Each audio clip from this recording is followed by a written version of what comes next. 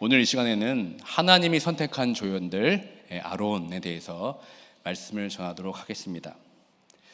저는 아이가 셋이 있습니다. 노아, 아론, 레아 이렇게 세 명의 자녀가 있습니다. 이 세 자녀의 이름은 다 제가 지었습니다. 그러니까 이 세상에 태어나면서 자기의 이름을 자기가 정하고 태어난 사람은 이 세상에 하나도 없습니다. 이름은 운명과도 같은 것입니다. 아이들은 부모를 통하여 이름을 부여받게 되죠. 그러므로 부모가 그 아이의 이름을 지어주는 것은 부모로서의 아주 큰 특권입니다. 그런데 제게는 그 아이들의 이름을 짓는 것이 보통 어려운 일이 아니었습니다. 이 아이들의 이름을 짓는데 참 제가 고민을 많이 했습니다. 특별히 미국에서 이 한국 부모 밑에서 태어난 아이들의 이름 보면 평소에 부르는 이름과 이 법적으로 사용하는 그 리걸 네임이 다른 것을 많이 보게 됩니다. 예를 들어 평소에는 데이빗 이렇게 불렀는데 법적인 이름이 뭡니까? 철수 이렇게 되어 있어서 진짜 이름이 무엇인지 혼동되는 경우가 참 많이 있습니다. 아니면 first name이 데이빗인데 middle name에 또 철수라는 이름을 또 넣어가지고 이 법적으로 사용하는 이름이 아주 길어지는 것을 많이 보았습니다. 그래서 제가 정한 아이들의 이름을 정하는 첫 번째 원칙은 한국 이름과 영어 이름을 같게 하자. 이게 첫 번째였습니다. 그리고 이왕이면 영어로도 한국어로도 쉽게 부르고 적을 수 있는 이름을 정하자 이거였습니다. 그 두 번째 원칙은 자녀의 이름을 다 성경 인물로 지어야겠다 이렇게 정했습니다. 아이들에게 성경 인물과 그 이름이 같기 때문에 좀 부담이 될 수 있겠지만 혹시 인생의 방황이 찾아오고 삶의 목적을 잃어버렸을 때 저를 통해 운명처럼 주어진 그 이름 때문에 다시 어떤 돌이킬 수 있는 장치를 하나 만들어줘야겠다 해서 제가 성경 이름으로 다 이름을 지었습니다. 그래서 아이들의 이름을 지을 때마다 성경도 많이 읽고 기도도 참 많이 했습니다. 그래서 우리 아이들이 어떤 하나님의 사람으로 살아가면 좋을까 기대하면서 고민을 참 많이 했습니다. 그래서 아이들이 태어날 그때마다 성경을 열심히 읽었고 그때 꼭 한 인물을 주목하게 되었습니다. 그래서 그 아이들의 이름을 그 이름을 하면 좋겠다 하는 그런 감동이 생겼습니다. 그래서 제가 그때마다 아이들의 이름을 지을 때마다 다 하나씩 간증이 다 있습니다. 그래서 첫째를 왜 노아로 지었는지는 제가 지난번 설교 때 한번 말한 적이 있어서 생략하고 둘째를 왜 아론으로 지었는지 한번 제가 말씀을 드리겠습니다. 사실 이 둘째 이름을 지을 때 아론 말고 후보가 더 있었습니다. 다름 아닌 우리가 너무 잘 아는 모세였습니다. 모세를 할까 아론을 할까 참 많은 고민이 되었습니다. 만약 여러분 가정에 태어날 남자아이가 있는데 그 이름을 모세나 아론 이 둘 중에 정하라면 여러분은 어떤 이름을 선택하실 것입니까? 모세로 하겠습니까? 아론으로 하겠습니까? 아론이요? 네. 아마 대부분 모세 쪽으로 가지 않았을까 생각이 듭니다. 저는 과감히 아론으로 결정을 했습니다. 그 이유는 일단 모세라는 이름이 너무 많았습니다. 제 주변에. 그리고 대부분 성경 읽을 때 아론보다는 이 모세 이름을 주목하지 않습니까? 그래서 모세에 대해서는 우리가 설교를 통해서 성경 공부를 통해서 너무나 많이 알고 있습니다. 그런데 이 아론에 대해서는 별로 설교 시간이나 성경 공부 시간에 들어본 적이 없는 것 같습니다. 그래서 제가 그 당시 성경을 아론이 태어나기 전에 성경을 읽으면서 모세보다 더 아론을 집중했었습니다. 모세는 두말 할 것 없이 정말 구약 성경의 가장 중요한 인물 아닙니까? 예수 그리스도의 모형이라 할 만큼 그는 아주 하나님의 위대한 사람이었습니다. 그런데 성경을 제가 자세히 읽어보니까 모세가 그렇게 되기까지 혼자 힘으로 된 것이 아니었습니다. 만약 모세 곁에 아론이 없었다면 모세는 하나님의 위대한 사람이 되지 못했을 것입니다. 그런데 우리는 이 아론에 대해서 별로 아는 것이 없습니다. 주로 모세만 주목할 뿐 아론에 대해서는 그다지 관심을 주지 않았습니다. 그래서 아론에 대해서 말하라고 그러면 별로 사실 할 말이 없습니다. 그러나 아론을 통해서 하셨던 하나님의 일은 굉장히 놀랍습니다. 우리가 볼 때 아론은 모세처럼 눈에 띄는 활약을 하지 않은 것처럼 보입니다. 그러나 하나님께서는 아론을 통해서 많은 일들을 행하셨습니다. 모세에 비하면 너무나 초라한 조연처럼 보이지만 하나님께서는 아론을 선택하셔서 하나님의 일들을 이루어 가셨습니다. 저는 이런 점이 끌렸습니다. 도드라지게 보이는 위치가 아닌 조용히 묵묵히 조력자로서 조연처럼 겸손하게 섬기는, 하나님을 섬기고 사람을 섬기는 이런 아론에게 제가 끌렸습니다. 그래서 둘째 이름을 아론이라고 제가 지은 것입니다. 셋째 딸 레아도 마찬가지입니다. 아론을 선택한 것과 같은 맥락입니다. 레아도 라헬에 비하면 너무나 초라해 보이는 조연 같은 인생이었습니다. 그러나 결국은 하나님께서 그의 인생을 돌보시고 하나님의 역사를 이루어 가셨습니다. 이 셋째 레아의 이름은 제가 다음 시간에 하도록 하겠습니다. 이 시간에 하나님이 선택한 조연들, 특별히 아론을 통해서 하나님께서 어떻게 일하시고 어떻게 하나님의 역사를 이루어 가시는지 하나하나 살펴보도록 하겠습니다. 이 아론의 집안을 살펴보면 사실 대단한 집안입니다. 아론은 레위 지파에 소속된 이 고핫의 손자입니다. 그리고 아므람과 요게벳 사이에서 태어난 장남입니다. 위로는 이 미리암이라는 누나가 있었고 아론 밑에는 3살 어린 모세가 있었습니다. 그러니까 출애굽과 관련해서 아론의 동생 모세는 이스라엘의 최고 지도자가 되었고 아론의 누나 미리암 역시 성경에서 최초로 기록된 여선지자가 되었습니다. 그리고 아론은 나중에 대제사장이 됩니다. 이 한 가정에서 3남매 모두가 이렇게 하나님께 선택받아서 하나님의 나라를 이루어가는데 아주 중추적인 역할을 맡아 사용되는 것은 성경에서 아마 거의 찾아볼 수 없는 일일 것입니다. 그렇다면 여러분, 아론은 언제 처음 성경에 등장해 될까요? 아론은 이 모세의 소명과 관련해서 성경에 처음으로 등장합니다. 모세가 시내산에서 하나님의 부르심을 받을 때에 나이가 몇 세였습니까? 80세였습니다. 그렇다면 이때 아론의 나이가 몇 세죠? 83세입니다. 제가 좀 전에 모세보다 3살이 많다고 그랬죠. 83세에 처음으로 성경에 등장하게 됩니다. 그러니까 그 전까지 아론의 삶은 성경에서 언급하지도 않고 있습니다. 그 전까지 아론이 어떤 삶을 살았는지 성경은 말하고 있지 않습니다. 그러나 하나님은 이 83세 때에 전격적으로 아론을 선택하셔서 사용하게 됩니다. 이 100세 시대를 살아가고 있는 요즘, 혹시 65세 아니면 70세에 다 내려놓고 은퇴해야지라고 생각하는 분이 계십니까? 아니면 내가 하나님의 일을 위해서 이만큼 헌신하고 섬겼으면 됐지, 이제는 좀 쉬자라고 생각하는 분이 계십니까? 여러분, 그것은 여러분만의 착각일 수도 있습니다. 하나님께서는 아직 여러분을 사용하시기 위해서 준비시켜 주시는 중일지도 모릅니다. 하나님 나라에는 여러분 은퇴가 없습니다. 아론은 비로소 이 83세에 성경에 등장합니다. 하나님이 그때 들어 쓰십니다. 그러니까 여러분, 계속해서 우리가 목숨을 다하는 날까지 이 주께서 주신 사명을 따라서 계속해서 힘을 내어 전진하시는 모두가 되길 주님의 이름으로 축원드립니다. 모세가 80세가 되어서 이스라엘 백성의 출애굽을 위해 하나님의 소명을 받을 때 모세의 반응이 무엇이었습니까? 하나님의 소명에 바로 응했습니까? 그렇지 않습니다. 입이 둔하다는 핑계로 그 소명에 거부하자 그때 하나님께서 모세의 형 아론을 모세의 대언자로 결정하셨습니다. 다 함께 출애굽기 4장 16절의 말씀 함께 읽겠습니다. 시작. 그가 너를 대신하여 백성에게 말할 것이니 그는 내 입을 대신할 것이요 너는 그에게 하나님같이 되리라. 아론이 모세의 입을 대신할 것이고 모세는 아론에게 하나님같이 될 것이다. 이렇게 말씀하고 있습니다. 사실 제 입장에서 보면, 이 아론을 생각해 보면 하나님께서 자기의 동생 모세를 지도자로 세우신 것에 대해서 어쩌면 마음이 좀 불편했을지도 모르겠습니다. 내가 형이기도 하고, 그리고 지도자라면 사람들 앞에서 말을 잘해야 될 텐데 말을 잘 못하는 모세를 세우시고 오히려 형인 나에게, 아론에게 그의 입이 되라고 하는 것은 잘 이해가 되지 않을 수도 있을 것입니다. 그러나 아론은 성경에서 그런 내색을 전혀 하지 않습니다. 오히려 모세가 하나님의 그 부르심에 앞에서 핑계를 대며 이리 재고 저리 재고 해서 자리를 뺐지, 아론은 그렇지 않았습니다. 그저 하나님 말씀에 묵묵히 순종했습니다. 그 순종함으로 인해 아론은 하나님이 세우신 그 모세의 대변자가 되어서 출애굽 구원의 대장정을 떠나게 됩니다. 이때부터 모세와 아론은 뗄래야 뗄 수 없는 아름다운 동역이 이루어집니다.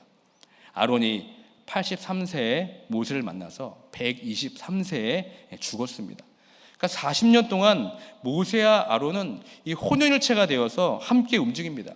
그러니까 모세 없는 아론 없고 아론 없는 모세가 없습니다. 이들은 아주 찰떡궁합을 보이면서 하나님 나라를 향한 행보를 아주 거침없이 이어갑니다. 애굽의 바로왕 앞에서도 굴복하지 않고 하나님의 인도하심을 따라 결국 출애굽을 합니다. 그리고 약속의 땅 가나안 땅으로 가기 위해서 드디어 광야에 도착합니다.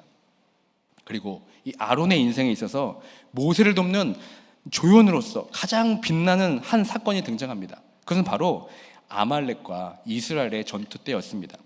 이 출애굽하고 이 광야로 가는 여정 가운데 이 아말렉 민족이 이스라엘을 공격해 왔습니다.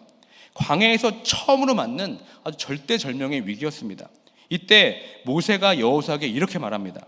아말렉과 싸울 수 있는 사람을 선발해라. 그리고 전쟁에 나갈 때 나는 하나님의 지팡이를 손에 잡고 산꼭대기에 서 있겠다, 이렇게 말합니다. 그리고 전쟁이 시작되었습니다. 그 내용이 출애굽기 17장 10절부터 13절의 말씀입니다. 다 함께 읽겠습니다. 모세가 손을 들면 이스라엘이 이기고 손을 내리면 아말렉이 이기더니 모세의 팔이 피곤하매 그들이 돌을 가져다가 모세 아래에 놓아 그가 그 위에 앉게 하고 아론과 훌이 한 사람은 이쪽에서 한 사람은 저쪽에서 모세의 손을 붙들어 올렸더니 그 손이 해가 지도록 내려오지 아니한지라. 여호수아가 칼날로 아말렉과 그 백성을 쳐서 무찌르니라. 모세의 손은 지금 아론과 훌의 도움으로 해가 지도록 내려오지 않았습니다. 그 결과 이스라엘이 아말렉 전쟁에서 승리하게 되었습니다. 여기서 여러분 알 수 있는 것이 무엇입니까? 이 모세같이 하나님이 세우신 위대한 지도자도 혼자 힘으로는 모든 것을 감당할 수 없다는 사실입니다. 모세가 이 출애굽 여정을 이끌 수 있었던 것은 보이지 않는 수많은 조연들이 있었기 때문입니다. 모세가 그 사명과 역할을 감당하도록 보이지 않게 애쓰는 사람들이 있었단 말입니다. 이것을 통해 하나님께서 주시는 메시지가 무엇일까요?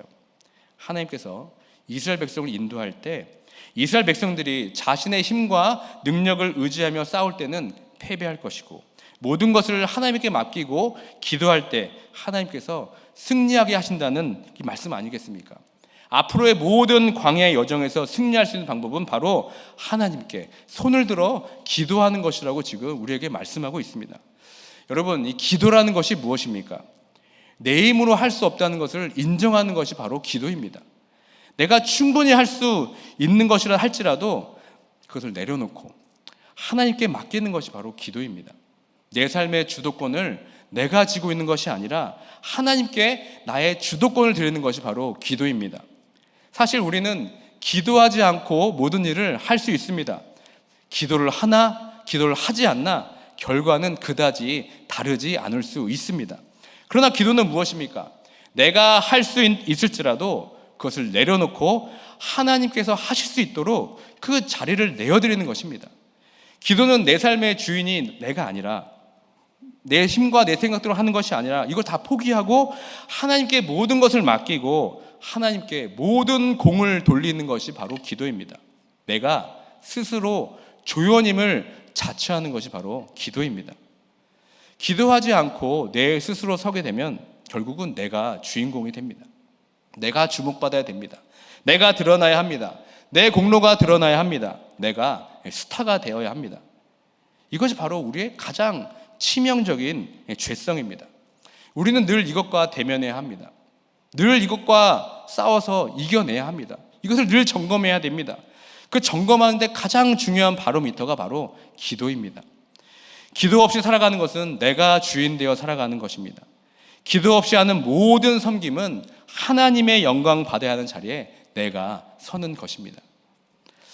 하나님께서는 이 아말렉 전쟁을 통해서 먼저 모세에게 이것을 철저하게 가르쳐주고 있습니다. 이 전쟁은 하나님께 속한 것이다.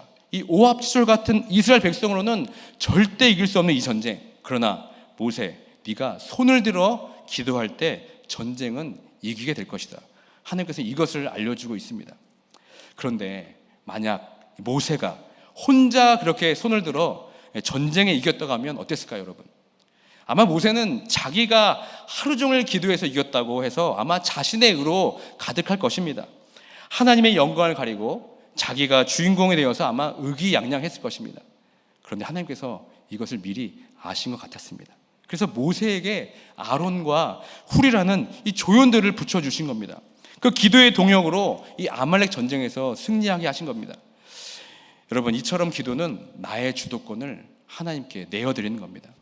그리고 하나님은 나의 기도로만 살게 하지 않으십니다. 하나님은 우리의 기도를 듣기를 원하십니다. 서로가 서로를 위해 손을 들어 기도해 주는 것을 통해서 모든 환난과 어려움을 견디고 이기게 해줄 줄 믿습니다. 기도는 내 삶의 주인이 내가 아니고 하나님이시구나, 나는 하나님 앞에서 철저히 조연이구나를 깨닫는 것입니다. 결국은 하나님께 모든 영광을 돌려드리는 것이 바로 나의 삶의 인생의 목적이구나를 깨닫는 것입니다. 아론은 지금 그런 삶을 살고 있습니다. 기도를 통하여 이 출애굽 여정의 모든 과정에 이 모세와 동고동락하면서 자신의 위치에서 선을 넘지 않고 철저히 하나님과 모세를 섬기고 있습니다. 자신은 드러내지 않고 오직 하나님과 모세를 빛나게 하는 조연이었습니다. 이런 이 아론의 삶이 여러분의 삶이 되어서 좀 기도로서 도움이 필요한 사람들을 세우고 하나님께만 온전히 영광 올려드리는 삶이 되길 주님의 이름으로 축원드립니다.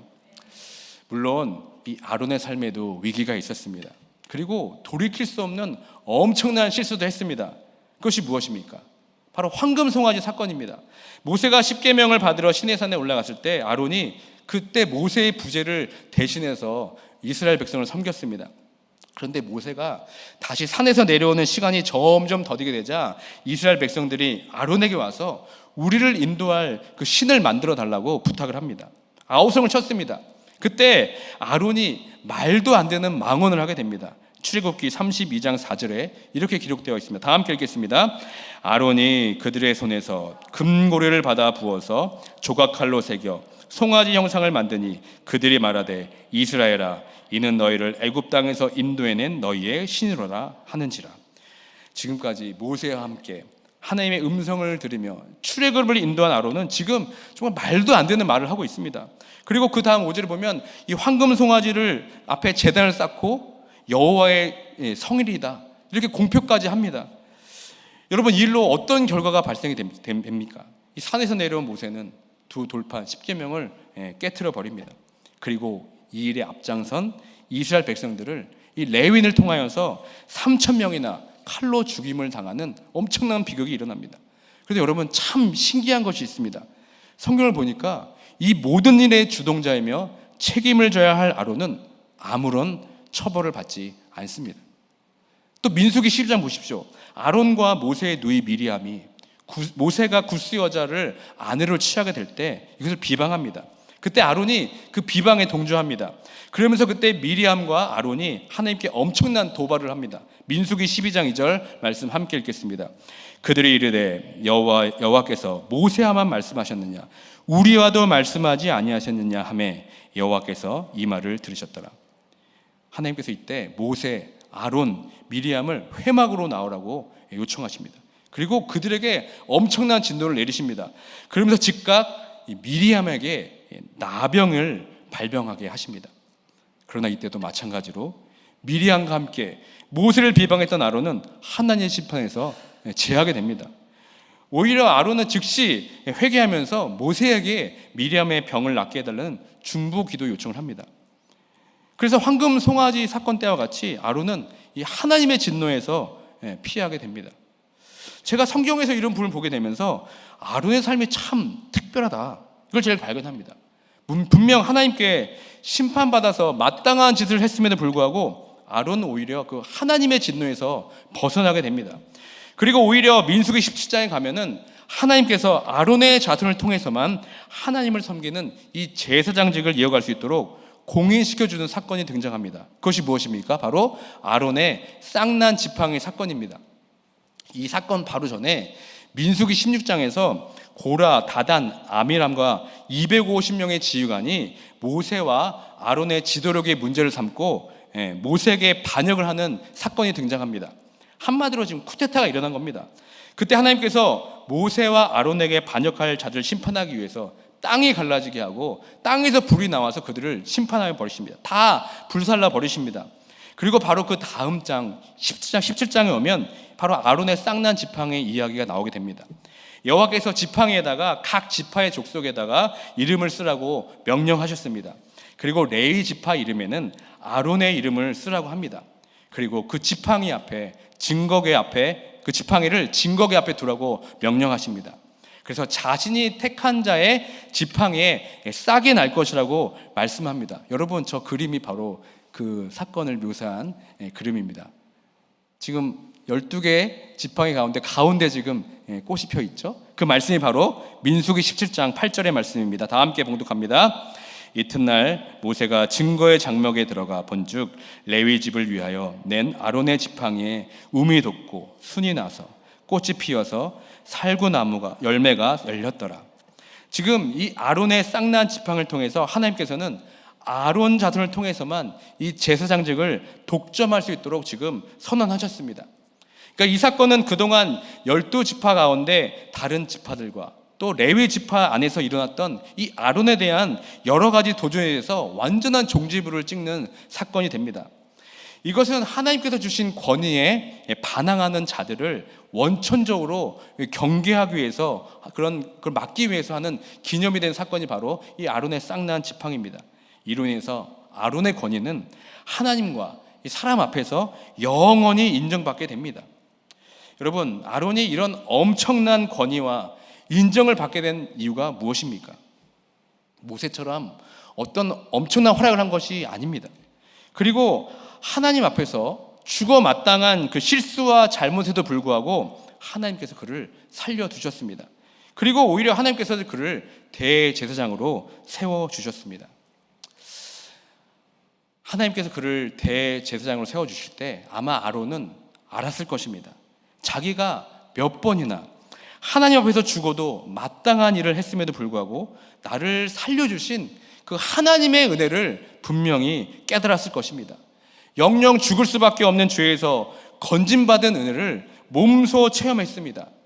그리고 모세의 대변인으로 살아감을 통해서 이 자신의 말을 하며 살아가는 것이 아니라 하나님의 말을 전하는 자로 살아가기 위한 인생임을 깨닫게 되었을 것입니다. 자신이 주인공 되어 살아가는 삶이 아닌 모세와 하나님을 빛나게 하는 조연으로서 철저하게 살았습니다. 하나님은 이런 아론을 택하셔서 대제사장으로 삼아 주신 겁니다. 여러분, 이 대제사장의 역할이 무엇입니까? 그것은 하나님과 사람들 사이에 있는 중보자입니다. 백성들이 거룩하신 하나님 앞에 나아갈 수 없기 때문에 대제사장 아론이 자신의 죄와 백성들의 모든 속죄를 위해 희생 제물을 바치는 그 역할을 했습니다. 그러니까 대제사장은 아무나 할 수 있는 것이 아닙니다. 특별히 이 죄에 대한 용서와 은혜를 아는 자만이 이 역할을 감당할 수 있는 것입니다. 그러나 여러분, 예수 그리스도로 구원받은 우리들은 예수 그리스도께서 십자가에서 우리의 속죄제물을 되어주셨기 때문에 이제는 우리가 직접 하나님께 나아갈 수 있는 길을 얻게 되었습니다. 이것을 베드로전서 2장 9절에서 상반절에서 이렇게 선포하고 있습니다. 다 함께 읽겠습니다. 그러나 너희는 택하신 족속이요 왕같은 제사장들이요 거룩한 나라요 그의 소유가 된 백성이니. 이제는 그 예수 그리스도의 은혜로 말미암아 우리가 왕같은 제사장이 되었습니다. 우리는 예수 그리스도가 그 십자가 구속의 은혜로 이미 아름과 같은 이 대제사장의 위치에 우리는 서 있는 겁니다. 늘 하나님 앞에 서 있는 거룩한 백성으로 우리를 불러주셨습니다. 또 그뿐만이 아닙니다. 그리고 아론처럼 이 자신의 말을 하며 사는 것이 아니라 하나님의 말을 하며 사는 사람으로 우리는 불러주셨습니다. 베드로전서 2장 9절 이 하반절의 말씀 다 함께 읽겠습니다. 이는 너희를 어두운 데서 불러내어 그의 기이한 빛에 들어가 계신 이의 아름다운 덕을 선포하게 하려 하심이라. 그러니까 우리를 택하여 주시고 이 왕같은 제사장을 세워주신 이유가 무엇입니까? 우리를 이 죄의 어두움에서 생명으로 불러주신 그 구원의 빛 예수 그리스도의 덕을 선포하기 위해서 우리를 불러주셨다고 성경은 분명히 말하고 있습니다. 아론처럼 이 죄에서 건진받아 우리를 왕같은 제사장으로 삼아주신 것이 바로 예수 그리스도의 구원의 덕을 선포하기 위해서 우리를 그렇게 구원의 은혜로 왕같은 대제사장으로 삼아주신 것입니다. 말씀을 맺겠습니다. 구약에서 이 아론이 살았던 삶을 예수 그리스도를 통해서 우리가 이제 그 삶을 이어받게 된 것입니다. 자기를 드러내지 않고 하나님께서 세우신 그 사람을 빛나게 하는 조연의 삶이 바로 우리들의 삶이 되야 될 줄 믿습니다. 나 자신을 드러내지 않고 오히려 남을 더 돋보이게 하는 것이 얼마나 멋있는 인생입니까? 내가 받아야 할 그 스팟라이트를 하나님께 돌리는 인생이 얼마나 멋진 인생입니까? 나는 온데간 데 없고 정말 하나님만 드러내는 삶, 이것이 바로 하나님이 선택한 이 조연들의 삶이 아니겠습니까? 저는 저희 아들 둘째 아론이 이런 삶을 살았으면 좋겠습니다. 그리고 이 구원받은 우리 성도들의 마땅한 삶이 될 줄 믿습니다. 그래서 다시 한번 오늘 성경을 통해 살펴본 이 아론의 삶을 돌아보면서 기도를 통하여 내 삶에 순간순간 들어오는 이 주연 의식을 철저히 버리고 나의 주도권을 하나님께 넘기시는 모두가 되길 주님의 이름으로 축원드립니다. 그리고 예수 그리스도의 그 구원의 은혜로 말미암아서 내가 왕 같은 제사장이 되었음을 깨닫고 그 구원의 은혜를 선포하며 하나님이 선택한 이 조연으로서의 삶을 기쁨과 감사함으로 살아가는 모두가 되길 주님의 이름으로 축원드립니다. 아멘.